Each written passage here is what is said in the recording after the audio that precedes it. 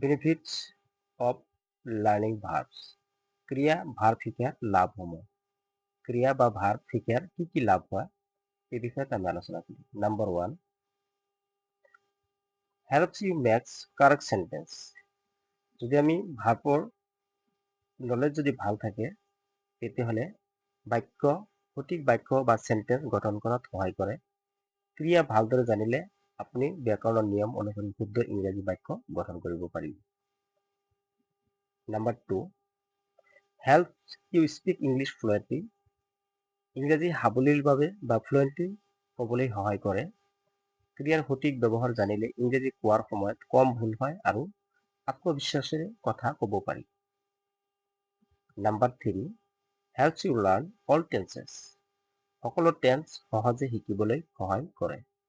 যেনে present, past and future টেন্সৰ সকলো নিয়ম ক্ৰিয়াৰ ওপৰতে নিৰ্ভৰশীল। ক্ৰিয়া জানিলে টেন্স শিকা বহুত সহজ হয়।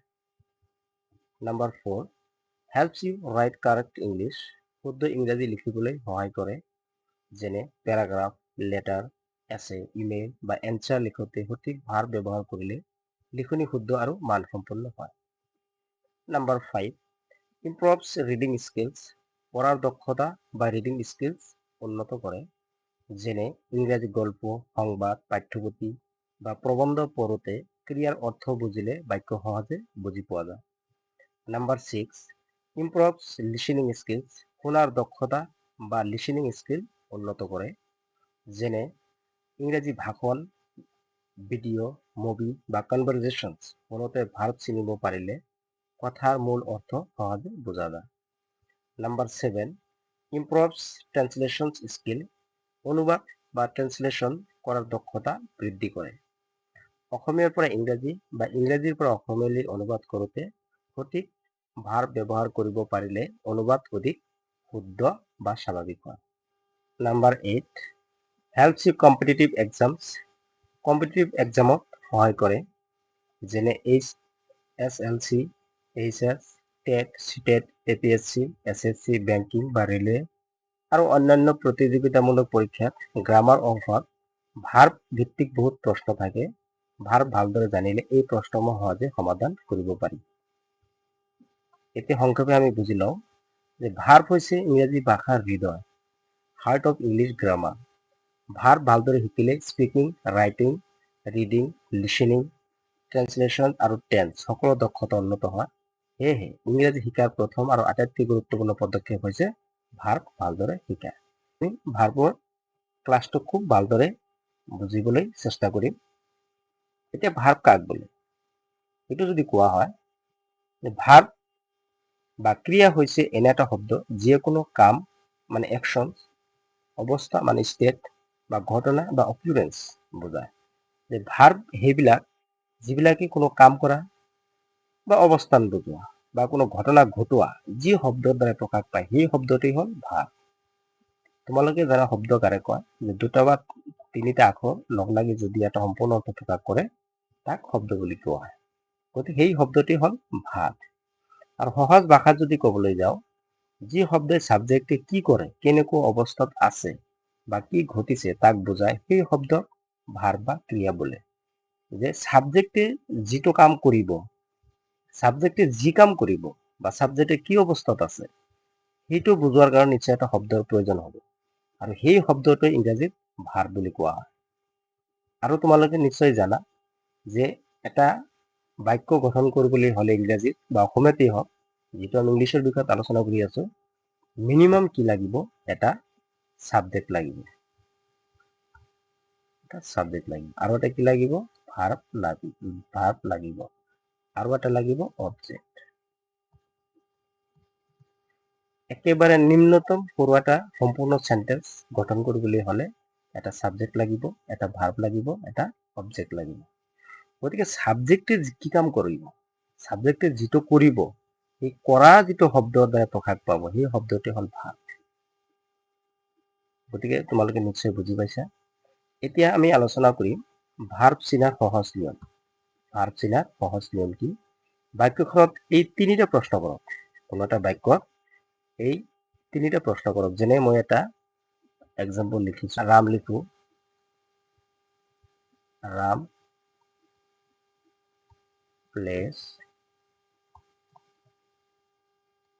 ফুটবল। এতিয়া ৰাম হ'ল ছাবজেক্ট। এতিয়া ৰামে কি কৰি আছে? ৰামে কি কৰে? রামে খেলি আছে বা রামে খেলে, প্লে মানে খেলা। খেলাতে হল এটা কর্ম, একশনস। কারণ যিটো কাম কৰিব সেইটো হল একশন, তাৰমানে কৰিব লাগিব। বহি থাকিলেতো একশন নহব, কিবা এটা কাম কৰিব লাগিব। সেই যিটো কৰা শব্দ প্লে, প্লে মানে খেলা।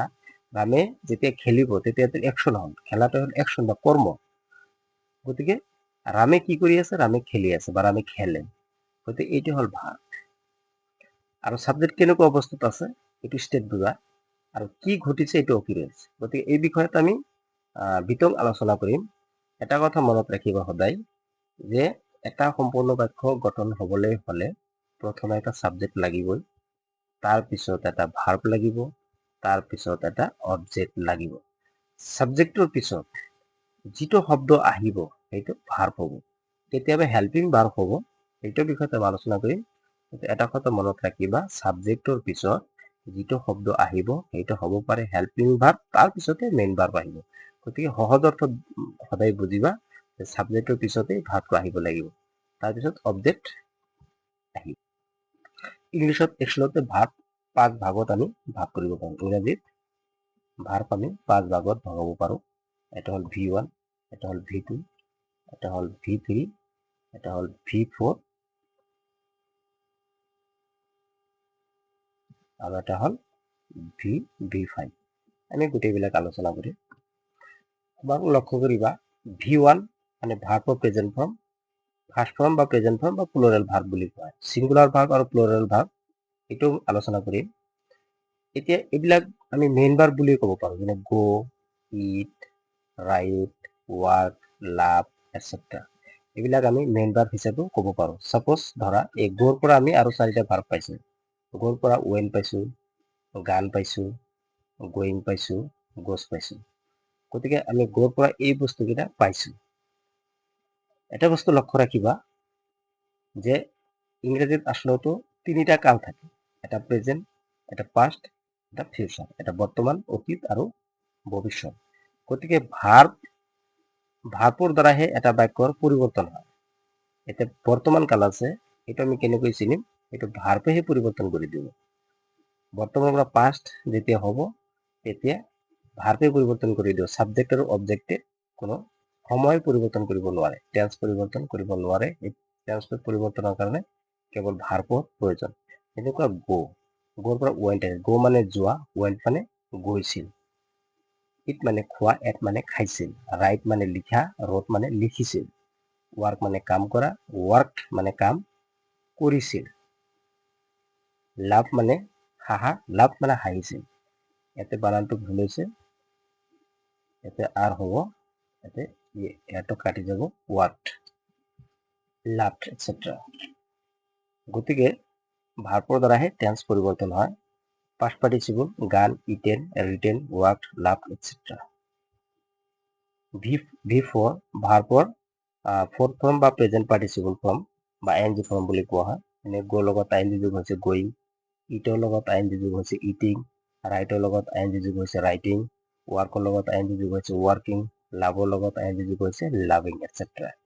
আৰু V5 মানে ভাৰ্বৰ ফিফ্থ ফৰ্ম বা ছিংগুলাৰ ভাৰ্ব বুলি কোৱা হয়। যেনে গোজ, গোজ, ইটৰ লগত এছ যোগ হৈছে it's, rights, works, loves, etcetera.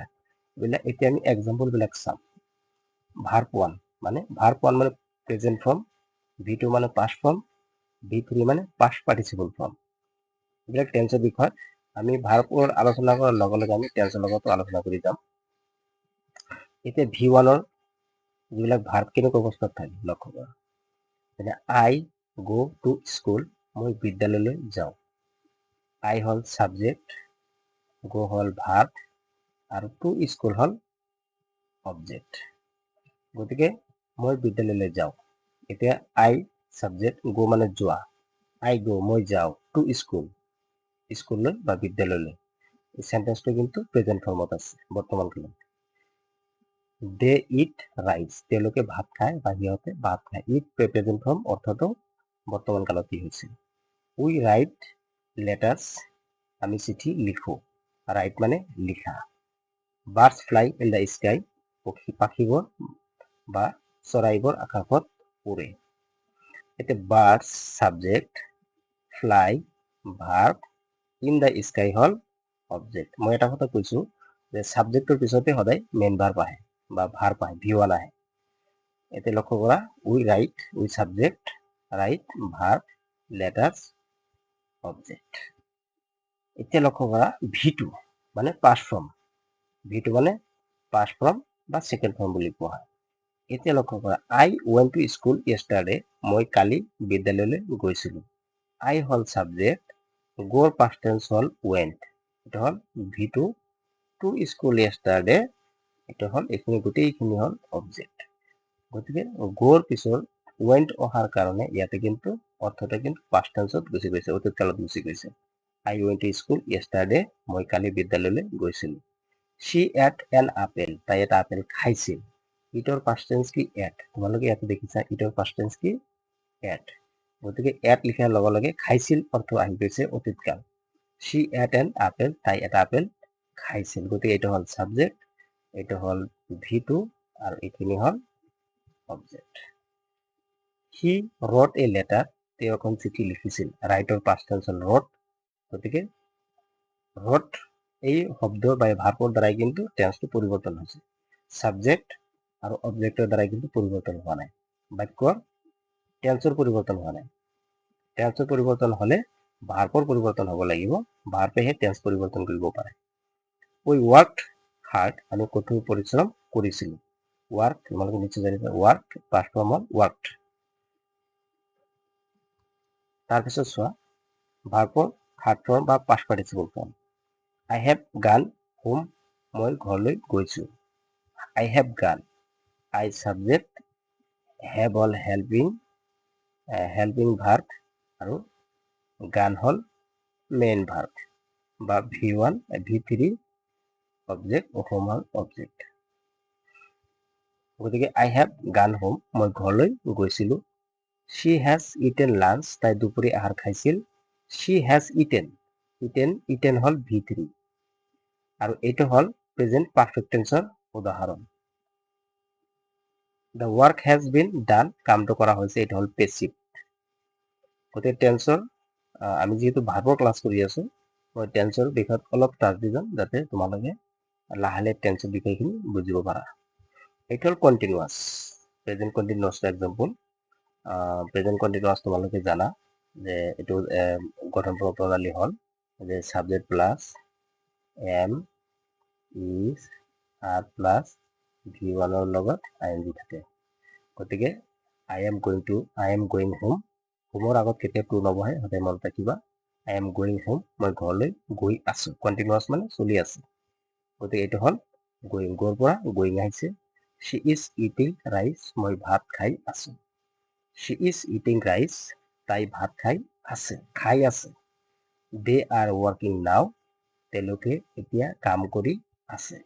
he is laughing loudly, তেওঁ জোৰেৰে হাঁহি আছে। এইবিলাক হল প্ৰেজেন্ট কন্টিনিউয়াস টেন্সৰ উদাহৰণ, কিন্তু আমি কেৱল আলোচনা কৰি আছো ইটিং, ওয়াৰ্কিং, লাভিং আৰু ইজ, আৰ, ইজ এইবিলাক হল এম হেল্পিং ভাৰ্ব। এই হেল্পিং ভাৰ্ব মানে মেইন ভাৰ্বক সহায় কৰে, সহায়কাৰী ভাৰ্ব। এই এম ইজ আৰ এইবিলাক মেইন ভাৰ্বক সহায় কৰে। গোয়িং এইবিলাক মেইন ভাৰ্ব। গতিকে মেইন ভাৰ্ব বুলি ক'ব পাৰো বা প্ৰিন্সিপাল ভাৰ্ব বুলি ক'ব পাৰো। গতিকে এইবিলাক হল হেল্পিং ভাৰ্ব। মই এটা কথা কৈছো যে সাবজেক্টৰ পিছত কি থাকিব, হেল্পিং ভাৰ্ব নয়তোবা মেইন ভাৰ্ব। যদি হেল্পিং ভাৰ্ব নাথাকে তেতিয়াহ'লে ডাইৰেক্ট মেইন ভাৰ্ব থাকিব, আৰু হেল্পিং ভাৰ্ব যদি থাকে তাৰ পিছতে মেইন ভাৰ্ব থাকিবই লাগিব, তাৰ পিছৰখিনি অবজেক্ট হ'ব।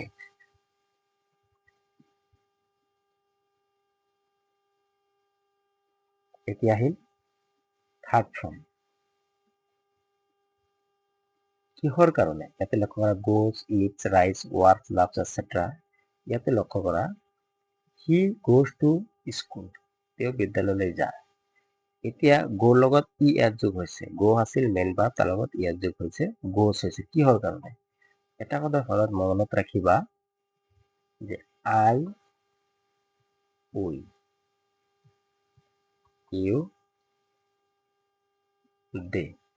এই আই, উই, ইউ, দে এই চাৰিটা যদি সাবজেক্টত নাথাকে বাকি যিকোনো শব্দই থাকক আৰু সেইটো যদি থাকে তেতিয়াহ'লে মেইন ভাৰ্বৰ লগত এজ বা ইএছ হ'ব এইটো প্ৰেজেন্ট ইনডিফিনিট টেন্সৰ ক্ষেত্ৰত যদি এনেকুৱা থাকে যে subject plus verb plus object এনেকুৱা যদি থাকে যে সাবজেক্টৰ পিছতেই মেইন ভাৰ্ব আছে তাৰপিছত অবজেক্ট আছে তেতিয়াহ'লে যদি সাবজেক্টটো যদি আই উই ইউ দে যদি নাথাকে বেলেগ কিবা যদি থাকে তেতিয়াহ'লে মেইন ভাৰ্বৰ লগত এজ বা ইএছ যোগ হ'ব যেনে হি আই উই ইউ দেৰ ভিতৰত নপৰে কিন্তু সেইটো হ'ল থাৰ্ড পাৰ্চন ছিংগুলাৰ নাম্বাৰ মই সিফালে নাযাওঁ কেৱল এইটো মনত ৰাখিবা আই উই ইউ দে এই চাৰিটাৰ ভিতৰত যদি এটাও নাথাকে তেতিয়াহ'লে মেইন ভাৰ্বৰ লগত এজ বা ইএছ যোগ হ'ব যদি এই ফৰ্মত থাকে subject plus verb plus object he হ'ল third person singular number goes to school তেওঁ বিদ্যালয়লৈ যায়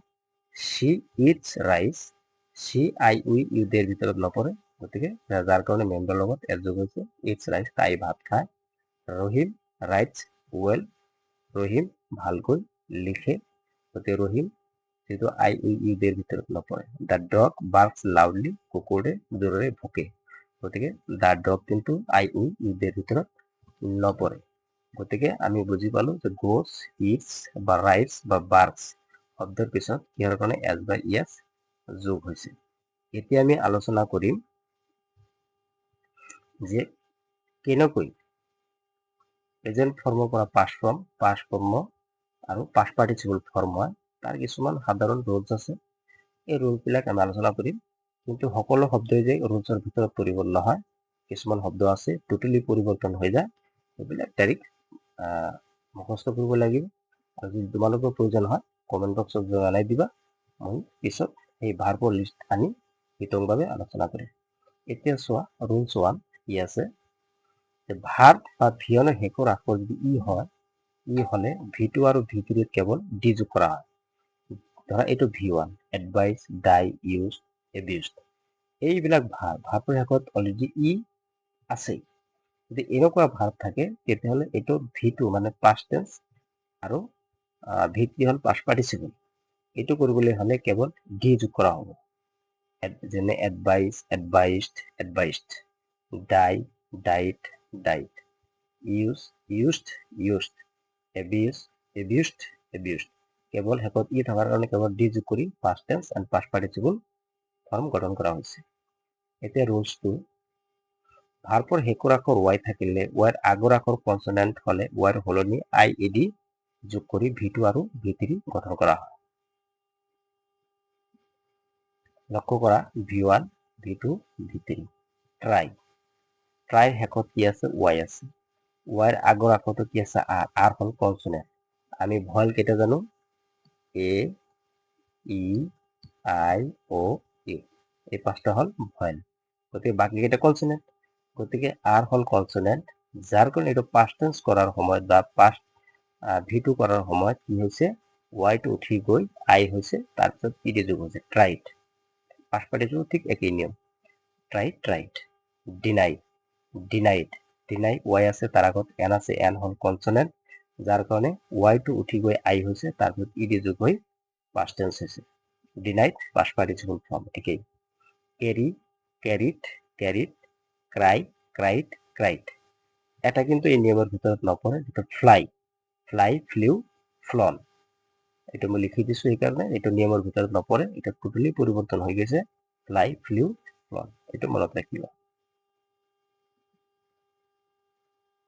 ৰুলছ 3 ভাৰ্ব বা ভিয়নৰ শেষত কনচনেণ্ট থাকে কনচনেণ্টৰ আগত এটা ভয়েল থাকিলে তেন্তে সেই কনচনেণ্ট দুবাৰ লিখি পিছত ইডি যোগ কৰি ভি2 আৰু ভি3 গঠন কৰা হয় কি কৈছে যে কোনো ভাৰ্বৰ শেষত যদি কনচনেণ্ট আছে পিটো হ'ল কনচনেণ্ট কিন্তু তাৰ আগত যদি এটা ভয়েল থাকে তেতিয়াহ'লে সেই শেষৰ যিটো কনচনেণ্ট থাকিব সেই কনচনেণ্টটো দুবাৰ লিখি পিছত ইডি যোগ কৰি পাষ্ট টেন্স আৰু পাষ্ট পাৰ্টিচিপল টেন্স ফৰ্ম গঠন কৰা হয় পাষ্ট ফৰ্ম আৰু পাষ্ট পাৰ্টিচিপল ফৰ্ম মানে ষ্টপ ষ্টপড পিটো দুবাৰ লিখা হৈছে তাৰপিছত ইডি যোগ কৰা ষ্টপ ষ্টপড প্লান প্লান্ট এন দুবাৰ লিখা হৈছে প্লান্ট ৰবড ৰবড ৰবড নিশ্চয় এইখিনি বুজি পাইছা ৰুলছ 4 ভাৰ্বৰ শেষত ডি থাকিলে ডিৰ সলনি টি লিখি ভি2 আৰু ভি3 গঠন কৰা হয় যদি ভাৰ্বৰ কিছুমান ভাৰ্ব আছে কেৱল ডি থাকে, এইবিলাক কেৱল ডিটো উঠাই দি টি লিখি past form and past participle form গঠন কৰা হয়। মানে bend, bent, bent, spent, spent, spent, build, build, build, sent, sent, sent. নিশ্চয় এইবিলাক বুজি পাইছে। আমি কিছুমান ৰুলছ দিছোঁ যিবিলাক নিয়মৰ ভিতৰত খাটে, কিন্তু সকলো ভাৱ এই নিয়মৰ ভিতৰত নপৰে। এনেকুৱা ভাৱ যদি থাকে এইবিলাক নিয়মৰ ভিতৰত পৰিব। তোমালোকে নিশ্চয় তেতিয়া ভাৱ চাবা, তেতিয়া বুজিব পাৰিবা। ভাৰ্বৰ শেষত ডি বা টি থাকিলে তাৰ আগত দুটা ভয়েল থাকিলে এটা ভয়েল আঁতৰাই ভি2 আৰু ভি3 গঠন কৰা হয়। যেনেকুৱা ভাৰ্বৰ শেষত যদি ডি বা টি যদি থাকে তাৰ আগত দুটা ভয়েল যদি থাকে, তেনেকুৱা দুটা ভয়েল আছে ডাবল ই, এইটো পাষ্ট ফৰ্ম কৰোঁতে এটা ই উঠাই দি তাৰপিছত ডি লিখিব লাগিব। Bled, bled, feed, fed, fed, shoot, shot, shot, breed, bred, bred. লক্ষ্য কৰিছে আগত দুটা ভয়েল আছে, তাৰ এটা ভয়েল উঠাই দি পাষ্ট ফৰ্ম আৰু পাষ্ট পাৰ্টিচিপল ফৰ্ম গঠন কৰা হৈছে। নাম্বাৰ 6, কিছুমান ভাৰ্বৰ কোনো পৰিৱৰ্তন নহয়। কিছুমান ভাৰ্ব আছে past form, past participle form বা প্ৰেজেন্ট ফৰ্ম একেই থাকে, যেনেকৈ hit, hit, hit, put, put, put, cut, cut, cut, cost, cost, কষ্ট, শাত, শাত, শাত। আমি এই ভাৰ্বৰ বিষয়ে যিখিনি আলোচনা কৰিলো কেৱল চিম্পল এটা ধাৰণা দিয়াৰ কাৰণে আজিৰ এই প্ৰথম ক্লাছ। কিন্তু এটা কথা মনত ৰাখিবা, এই V1 মানে প্ৰেজেন্ট ফৰ্ম, প্ৰেজেন্ট, V2 মানে পাষ্ট আৰু V3 মানে পাষ্ট পাৰ্টিচিপল। প্ৰেজেন্ট মানে কি? বৰ্তমান। প্ৰেজেন্ট মানে বৰ্তমান, পাষ্ট মানে অতীত। এইটো মনত ৰাখিব। পাষ্ট পাৰ্টিচিপল এইটো টেন্সৰ ওপৰত ডিপেণ্ড কৰিব। যেতিয়া আহিব তেতিয়া আমি পাষ্ট পাৰ্টিচিপলৰ বিষয়ত আলোচনা কৰিম। অকল এইটো বুজি লোৱা, প্ৰেজেন্ট মানে বৰ্তমান, পাষ্ট মানে অতীত। গতিকে এটা বাক্য তিনিটা টেন্সই হয়, এটা অতীত, এটা বৰ্তমান আৰু এটা ভৱিষ্যত। আৰু তিনিটা কাল পৰিৱৰ্তনৰ মূল যিটো সেইটো হ'ল ভাৰ্ব। ভাৰ্বৰ দ্বাৰাহে আমি কাল পৰিৱৰ্তন কৰিব পাৰোঁ, বৰ্তমান কাল, অতীত কাল বা ভৱিষ্যৎ কাল। এতিয়া আমি ভাৰ্বৰ তিনিটা ভাগত ভগাব পাৰোঁ। এটা হ'ল একশ্যন ভাৰ্ব, এটা হ'ল ষ্টেটিভ ভাৰ্ব, এটা হ'ল অকাৰেঞ্চ ভাৰ্ব। আমি অহাকালি এই একশ্যন ভাৰ্বৰ বিষয়ে ক্লাছ কৰিম। এইটো ক্লাছ চোৱাৰ পিছত সেই ক্লাছটো তোমালোকে চাবা।